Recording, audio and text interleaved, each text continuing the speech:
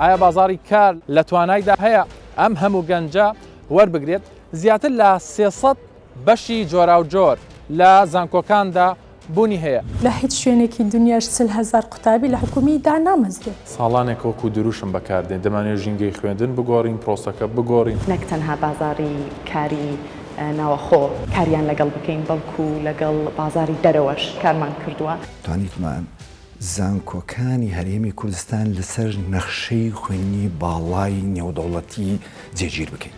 ئێمە کێشێکمان هەیە کە بازارێکی تەقلیدیمان هەیە کە لەگەڵ سەردەمی ئێستا ئێمە ناگونجێت.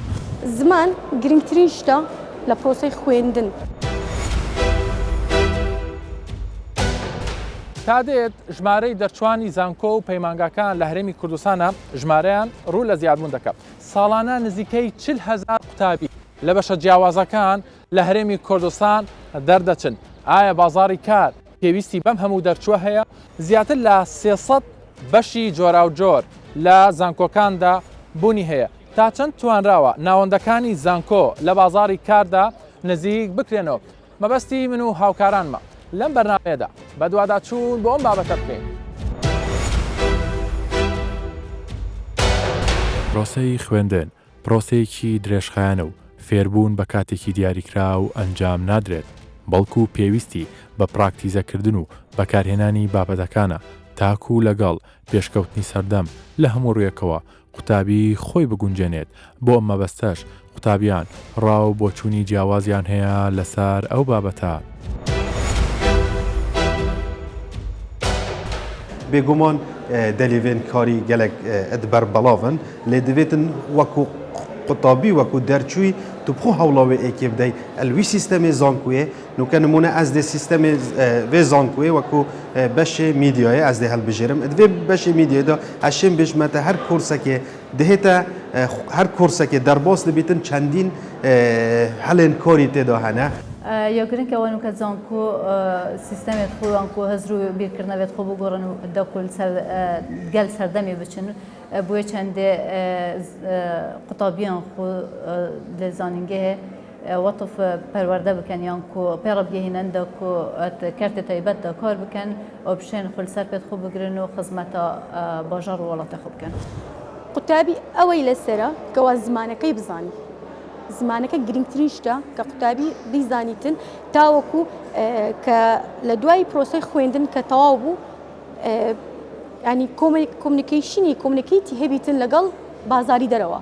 ئێمە ئێستا لە ساڵی 2024 تکنۆلۆژیا هەموو شتی باشتر بووی ئەوجا ئاسانترە لەو تەڵەبەی ئەگەر تکنۆلۆژی پرفێکت بی حتا بخێنن حتا هەموو شتی ئاسانتر لۆیان بی دەرسی بە جوانی بخێنن ئەوجا ئەوش ئاسانتر لۆیان حتا ئەو کاتە کولیەی خۆیان تاواکەین هەر ڕاست و ڕاست ئیشی دەکەین دەچنە ناو ئیشی ناو بازاری هەموو شتی لۆیان ئاسانتر دەبی.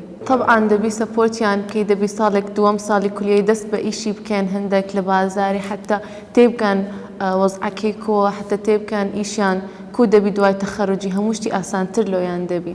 ڕۆژە خوێندن لە زانکۆ دەبی لەگەڵ بازار لەگەر کرد تایبەت و بازار بگونجێتن نابێ هەر ناو پۆڵ دابین و نەزەری بیتن زیاد دەبی عملی بیتن کە دەستبێ جوزبێ پاش ئەو 4-5 ساڵێکە قوتابی دەخینێت دەبی بزانی بازار کو دەبێتن دەبی لەگەڵ بازار بگونجێ هەم باشە لە بۆ داهاتووی کرد تایبەتەکە لە داهاتوو کورد و کوردستان. کابینەی نوێمی حکومەتی هەرێمی کوردستان هەر لە دەستپێکی بڵاوکردنەوەی کارنامەکەیدا بە تەواوی پشتگیری خۆی بۆ وەزارەتی خوێندنی باڵا و توێژینەوەی زانستی ڕاگەیاندووە بە تایبەتی بۆ ڕاهێنان و هاندانی قوتابیان لە ڕێگای زانکۆ و پەیمانگاکانەوە بۆ چوونە ناو بازاری کار و لێک نزیکبوونەوەی کەرتی تایبەت و زانکۆ حکومی و تایبەتەکان لە هەرێمی کوردستان ماوەی زیاتر لە ساڵێکدا کار لەسەر پرۆژەی تواناسازی دەکرد. ئێستا ئەو پرۆژەیە گەیشتووە بەکوێ کارەکانی چۆن بەڕێوە دەچێت.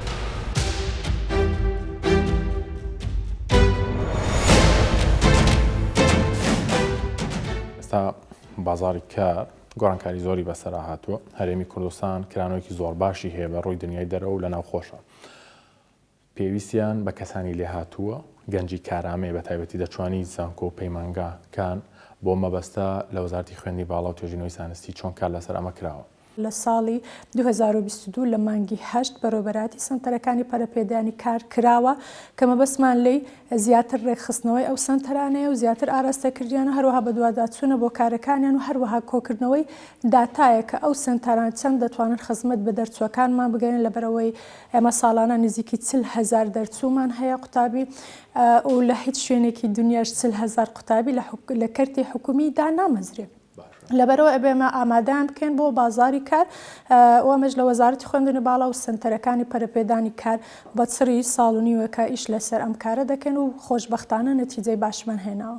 لە CV نووسینەوە دەست پێ بکە، چۆنیەتی ئەنجامدانی چاوپێکەوتنی کار، هەروەها چۆنیەتی گەڕان بە دوای کار لە کەرتی تایبەت و لە هەموو ئەوانش گرنگتر مانەوە لەو کارە، چونکە ئەوەی کە گرنگە کە کەسێک کارێکی بەدەستێنێت چۆن لەو کارە بمێنێتەوە کە ئەمەش پێویستی بە چەندین کارەمایی هەیە وەکو ئێمە کارەمەی سۆفت سکیلەکان چەندان خول و ڕاهێنانی سەرکردایەتی تیم وەرک واتە ئیشکردن لەگەڵ تیم، خۆگونجاندن لەگەڵ ژینگەی کاری ئەمڕۆ، هەروەها هەندێک سکیلمان هەیە کارەمەیمان هەیە کە ئەمڕۆ بازاری کاری هەموو دنیا پێویست پێیان دەڵێن بەهرەکان یاخود کارەمەیەکانی سەدەی 21 بۆ کارکردن.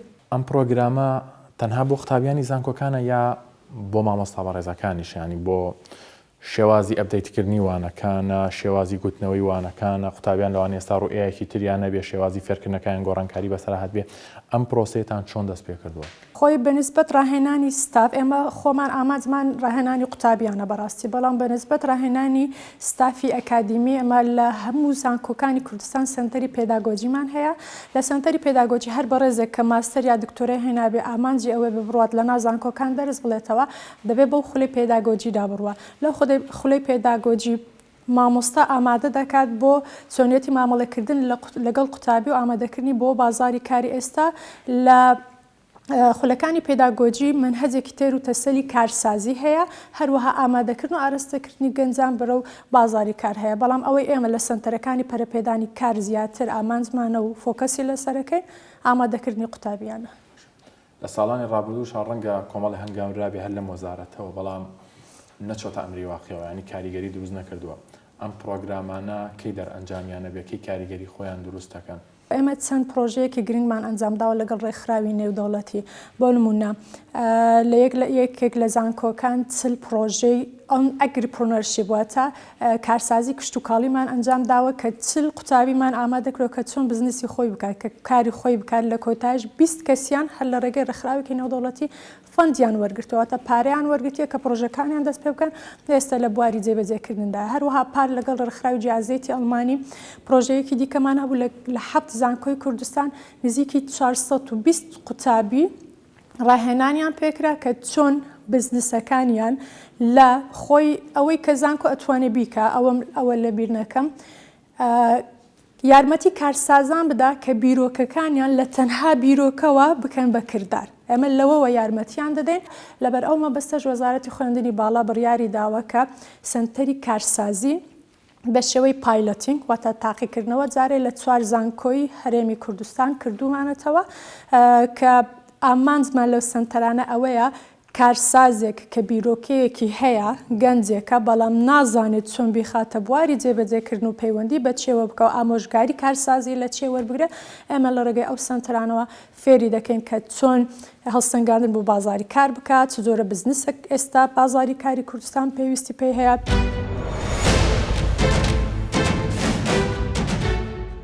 توێژینەوە و لێکۆڵینەوەکان لەسەر بازاری کار زۆر گرنگن بۆ دیاریکردنی خاڵی لاواز و خاڵی بەهێز، سیستەم و شێوازی خوێندن و هەوڵدان بۆ باشترکردنی دۆخی بازار بە تایبەتی ئەو قوتابیانەی کە دار دەچن.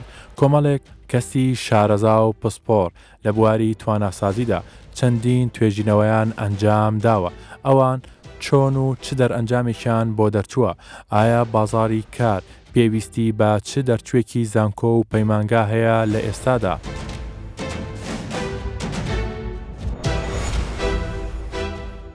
بەڕێستان وەکو شارەزایەک ماوەی ساڵێکە شان بەشان لەگەڵ وەزارەتە پەیوەندیدارەکان توێژینەوەکان لەسەر بازاری کار وی بزانن دەرچوانی زانکۆ و پەیمانگاکان چی دەخوێنەوە لە هەمان کەچە بازاری کار چی پێویستە تا ئێستاش بەردەوامن دەرئەنجامە سەرەتاییەکان چیمان پێڵێ ئێوە چیتان دەستکەوتووە لەو توێژینەوەنە؟ ئەوە پرسێکی زۆر گرنگە لە ئێستای کوردستانە کە ئێمە چەندین قەیرانمان هەیە لە هەرێمی کوردستان یەکێک لەوانە کارە بابەتی کاری بەتایبەت گەنجانە ئێمە کۆمەڵێک شتابینین بەسەر بۆ نموناتوانم باسی ئەوە بکەم بۆکو ئەوەی کە لە خوێندنەوەکانی ئێمە دەرچووە ئێمە کێشێکمان هەیە کە بازارێکی تەقلیدیمان هەیە کە لەگەڵ سەردەمی ئێستای ئێمە ناگۆنجێت لەگەڵ سەردەمی ئێستا جیهانە ناگۆنجە ڕاستیەکەی کۆمپانیەکان هێشتا بە شێوەیەکی تەقلیدی بەڕێوە ئەچن ئێمە هێشتا کۆمپانیایی پێشکەوتوو بەو معنایە زۆر کەممان هەیە نەکەن نیمانە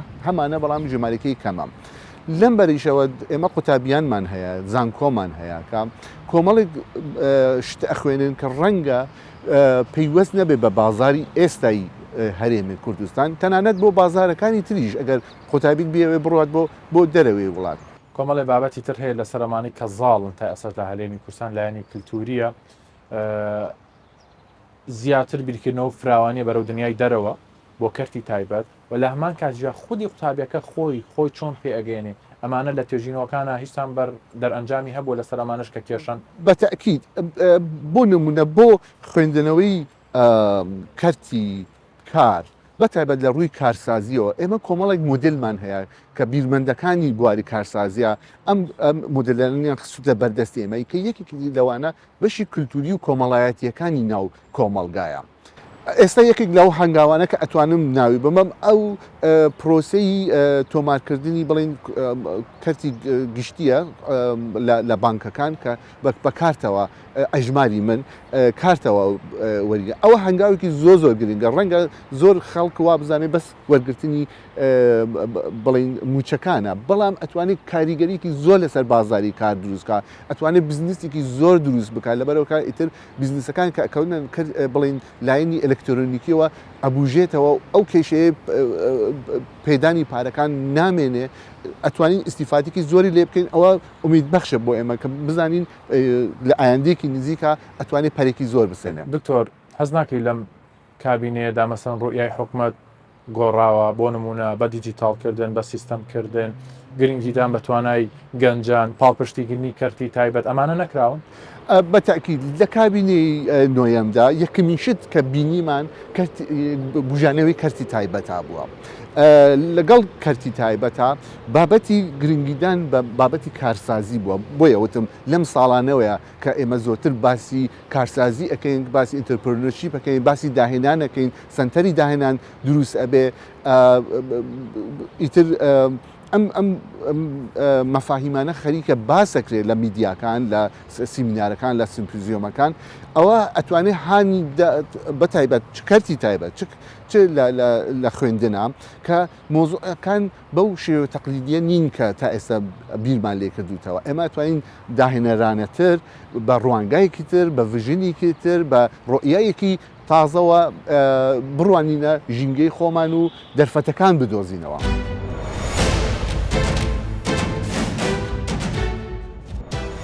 چارەسەرکردنی کەلێنەکانی کارامەیی و نوێترین شێوازی چوونە ناو بازاری کار لە جیهاندا لە هەرێمی کوردستانیش بە هەمان شێوە کاری بۆ کراوە هەوڵدراوە لە ڕێگای پەرەپێدانی بەرزی کوالەتی وانەکانی زانکۆ و پەیمانگەکانی کوردستانەوە و بەرهێنان ئەنجام بدرێت. ڕۆڵی زانکۆ تایبەتەکان چییە لە هەرێمی کوردستان؟ ئایا قوتابیان لە دەرەوە ئامادەی ئەوەیان تێدایە بێن لە زانکۆکانی هەرێمی کوردستان بخوێنن؟ مامۆستا ئێوە نزیکەی 4 ساڵە هەمڕاهێنان بە قوتابیەکان هەمڕاهێنانیش بە بەشێک لە مامۆستا بەڕێزەکان دەکەن دەتانەوێت شێوازێک گۆڕینی سیستەمی خوێندن لە زانکۆ پەیمانگەکانی هەرێمی کوردستاندا بگۆڕێت چ بە کەرتی تایبەت چ بە کەرتی حکومیشەوە ئەمە ئامان چییە لەم خولی ڕاهێنان وشتانە؟ ئامانجی سەرەکی ئێمە ئەوەیە کە بتوانین شێوازی نوێی وانەگوتنەوە دروست بکەین لە هەموو زانکۆیەکانی هەرێمی کوردستان بە حکمی و بە کەرتی تایبەتیش چۆن ژینگەیەکی تەندروست دروست بکەین لە ناو کلاسەکانمان لە ناو زانکۆ ناو کلاسڕوم تەنها 4 دیوار نییە زیاترە لەوە چۆن وا بکەین قوتابی بە شێوازێکی مۆدرن فێر ببێ. مامۆستا بەردەمە ساڵانێک وەکو دروشم بەکاردێن دەمانێت ژینگەی خوێندن بگۆڕین پرۆسەکە بگۆڕین ئەمە کاری پێکراوە لە هەرێمی کوردستان بوونی هەیە ئەمری واقعە؟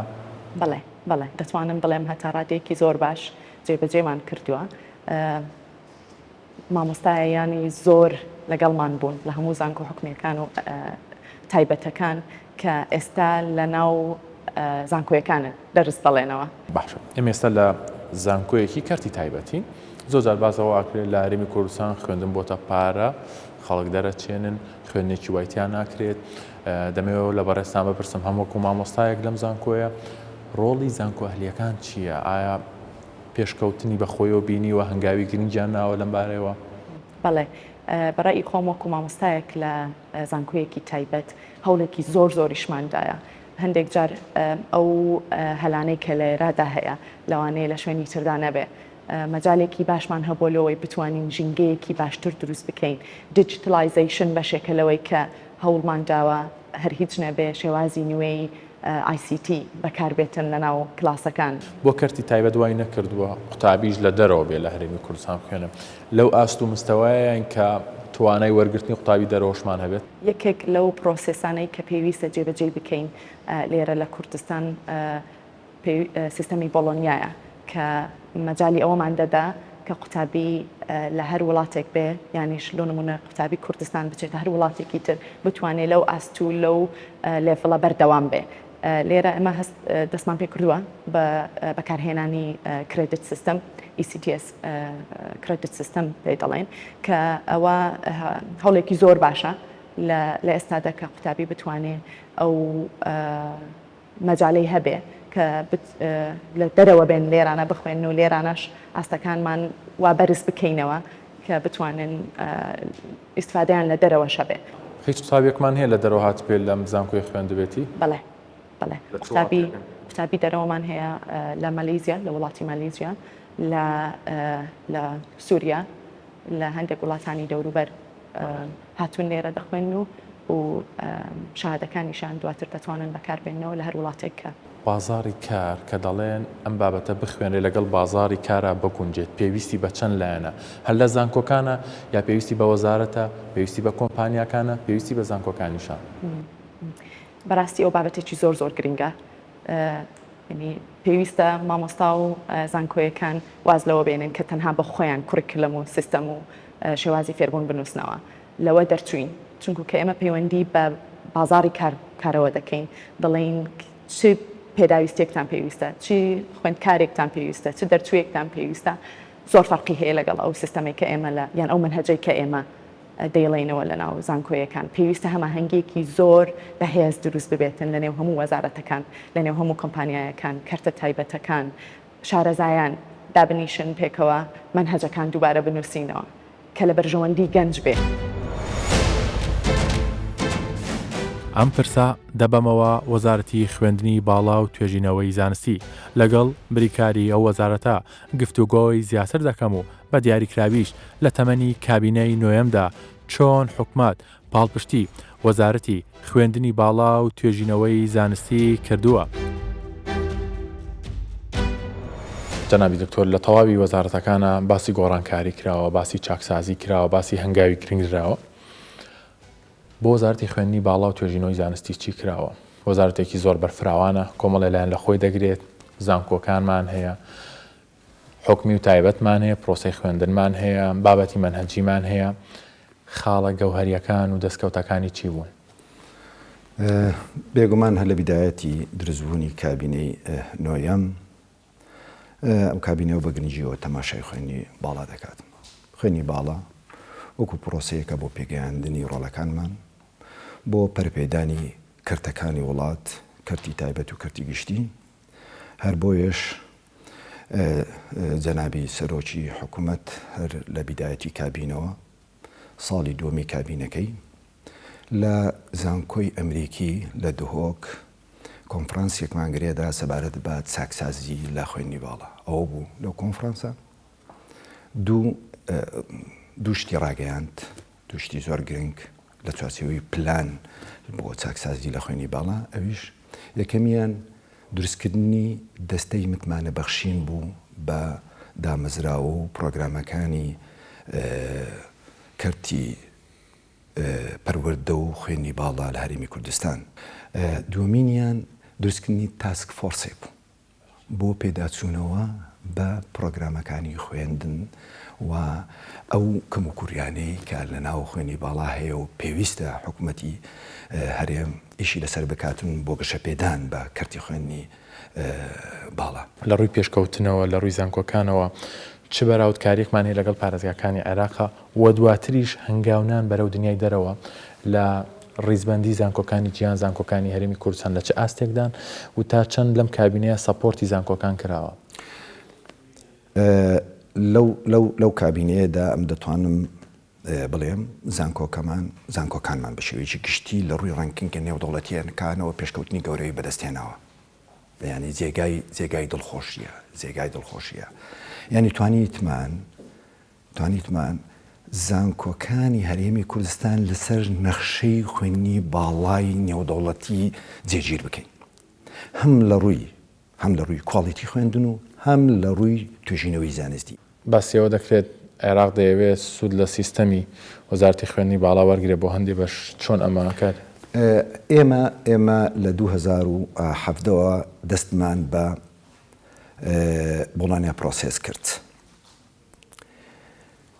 ئەو ئاستەی ئێستا زانکۆیەکانی ئێمە بەدەستیان هێناوە لە بۆڵانیا پرۆسس جێگای دڵخۆشکەریەوە حتا یەکێتی ئەوروپاش پێزانینی هەیە بۆ ئەو مەسلەیە. زانکۆکانی عێراق ئێستا خەریکن دەستی پێ دەکەن.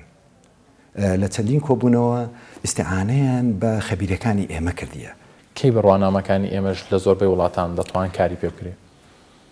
دەستەی متمانە بەخشین بە دامەزراوە و پرۆگرامەکانی خوێندن لە کەرتی پەروەردە و خوێنی باڵا هەر بۆ ئەو مەبەستە بوو بتوانین ئێمە بە ئاسانی متمانەی نێودەوڵەتی وەرگرین. بێگومان موەسسەیەکی نێودەوڵەتی کە کاتێک متمانە دەبەخشێ بە پرۆگرامەکانی خوێندنی هەر زانکۆیەک ئەو وا دەکاتن بڕوانامەکەی بۆعدێکی نێودەوڵەتی و سیفەتێکی نێودەوڵەتی وەرگێتن. هەر لەو چارچێوەیە بە جێگای دڵخۆشیشە کە لە زۆر لە زانکۆکانمان زۆر لە زانکۆم متمانەی نێودەوڵەتی وەرگرتیە لە موەسساتی نێودەوڵەتی سەبارەت بە پرۆگرامەکانی خوێندن لە هەرێمی کوردستان. پەرەپێدان و نزیکبوونەوەی خوانەکانی خوێندن لە بازاڕی کاردا لە ڕێگای زانکۆ و پەیمانگاکاندا لە هەوڵی بەردەوامدایە بە مەبەستی سوودوەرگرتنی قوتابیان لە تەواوی ئەو وانانەی کە لە زانکۆکاندا دەیخوێنن. بۆ مەبەستا وەزارەتی خوێندنی باڵا و توێژینەوەی زانستی بە پاڵپشتەکانی تەواوی حکوومەتی هەرێمی کوردستان دەیەوێت گۆڕانکاری گەورە لە سیستەمی خوێندن لەسەر جەم زانکۆ و پەیمانگاکانی هەرێمی کوردستاندا بگۆڕێت و بە ئامانجی ئەوەی نەوەیەکی تەندروست بۆ بازاڕی کار و بە دیاریکراویش بۆ کەرتی تایبەت ئامادە بکات.